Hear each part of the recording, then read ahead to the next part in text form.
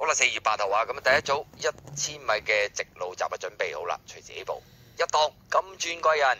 好啦，開閘嘅時候稍為慢啲，嗰隻叫揀馬之王啦，紫色衫綠色帽嘅，跑咗一段啦，前面巴基之星係佔先嘅，外欄係有型人啦，咁啊第三位係近啲嘅有顏色勇士啦，灰馬冚天鐵翼啊，第五位呢，金鑽貴人啦，尾三位置黃衫紫色帽係歲歲有福啊。後邊兩隻啦，咁啊大千氣象響尾二，暫時包尾係揀馬之王嚟嘅，跑咗一段啦，有外欄呢，就係外邊啊嗰隻有型人啊佔先嘅，咁啊第二位嘅馬呢，咁啊見到呢隻巴基之星啊綠色衫嗰隻啦，咁啊中檔啦，金鑽貴人有少少側起個頭都係挨入去啊，咁啊埋邊冚天鐵翼後邊嗰四隻啦，顏色勇士褪啲，外欄黃衫紫色帽歲歲有福，綠衫大千氣象響後邊係揀馬之王啊，好啦，最後百零米啦。咁啊，金鑽貴人響中檔就已經係透出咗拋嚟贏出呢個大閘噶啦。冚天鐵翼埋邊，粉紅衫外邊有型人，中間綠衫巴基之星啊。咁啊，外欄黃衫紫色帽歲歲有福啦，